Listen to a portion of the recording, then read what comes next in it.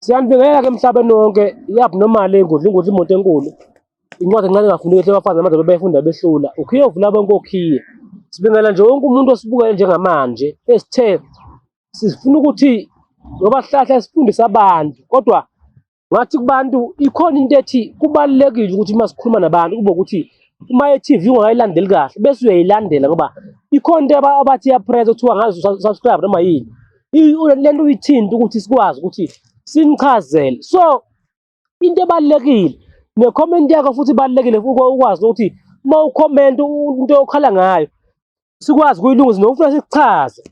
So namhlanje sizokhuluma ngento ethi isithwalo se-contract. Isithwalo se-contract ngoba sikhuluma ngento ehlukahlukana kaningi. Mhlawumbe omunye owazi omunye umqondo uma kukhulunywa ngesithwalo se-contract. Uma sikhuluma ngesithwalo se-contract sikhuluma ngento ukuthi esala ekhaya ngoba funa abantu bangizwe kahle.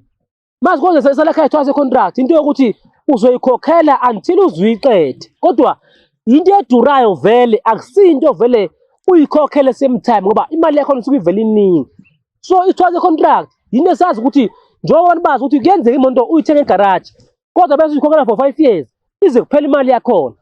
Isithwalo se-contract ke into ukuthi sikwenzela into kuyenzeka omunye umuntu ukuthi mina ngifuna ukuthi isithwalo kungabi into engizoyiphatha ezobonwa ngabantu kodwa ngifuna into engizokhuluma nayo. Siyakwazi ukuthi umuntu simenzele imimoya ewukuthwala azokwazi ukuthi uma ekhulumisa imoya le ikwazi ukuthi mayimlalele. Kube ukuthi ke lento yesithwalo inemithetho egcinayo. Uma sithema ngoba uzoyifuna sayithi kubantu thina umuntu uyafona simtshele ukuthi malini afuneza ngoba imali vele ethinta idlozi phakathi akusinye sikwazi sikhulume phambi kwabantu. Number 2 into yesithwalo noma kuthiwa uhlolanga ngoba into siyazi kahle ukuthi siyakwazi ukuyiphoqa kumuntu osekuvaleka izinto. Bese into ithi ke umuntu othwalayo umuntu onjani?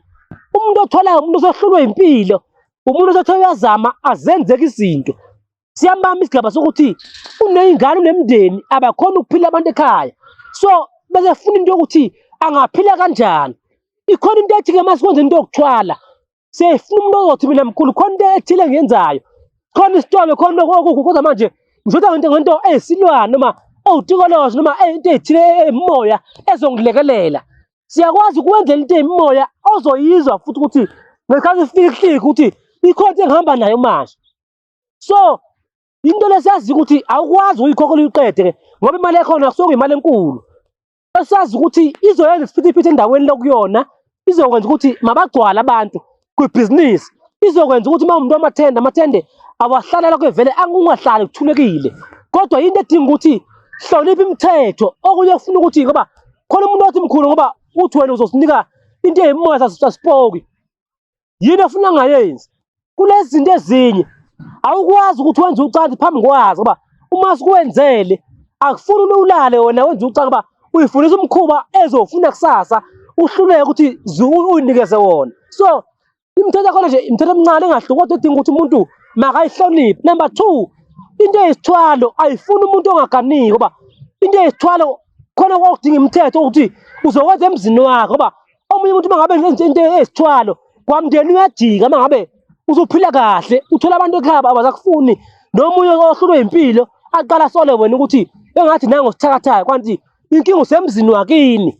So umuntu uma ulanda isithwalo kufuna ukuthi nawe usilanda ukini bese uyaphuma uyokhanda umuzi wakho ngoba vele inkulumo ziyosuka qala ekhaya ngesikhathi kuvuleka imali umsindo omningi oyoqala uyosuka kubantu basemndenini. So kudinga ukuthi ke uma usuthatha lento nje kuba ukuthi sewuyazazi ukuthi ufuna empilweni. Into enjalo sithi thina asifuthi sinike umuntu ozothi thina singisahlala ekhaya nomama noma ngizafuna ukuthi ngisekodwa sifuna umuntu ozothi sesifuna ukuthi siphile edlule empilweni. Ukhona ke umuntu othi into yesithwalo akufiwa yini. Ngathi mina kubantu kunombuzo othi ubani ongeke emhlaba ngoba wonke umuntu ophila egcineni kunosuku lokufa. So ikhona into eshaya abantu ke uthola umuntu ethi ukuthwala kuyabulala. Uthola umuntu ethi mama thiwa ngwenzela umuntu onegazi phakathi. Igazi kunenkinga bese ngithi mina igazi into obivela ikhona ngoba even abantu abakholwayo uma kuthiwa uJesu ufike emhlabeni waba igazi lemvana wahlambulula ibivele ikhona lento ethinda igazi phakathi. Uma uza futhi kubantu abayizangoma, isangoma siyothwasa ikhona into ethi umuntu oyisangoma ufika ahlabela imbuzi aphuze igazi okuwukuthwala kwedlozi lokho ngoba vele mamukela idlozi ufana nomuntu othwalayo. So ukuthwala kuningi hlole ukuthi-ke kuyabulala yini wena okuthathayo ukuthwala. Yilo nto engayisho ukuthi sikhona esigodlweni siphinde sibe khona futhi emtubatuba ekhaya lapho ukuthi sazi ukuthi izinto siyakwenzela uyibone. Le ekhaya ngathi kubantu abayizinyanga uma ufuna iy'nyosi bayaza nabantu abaningi hlala ney'nyosi endlini mbili.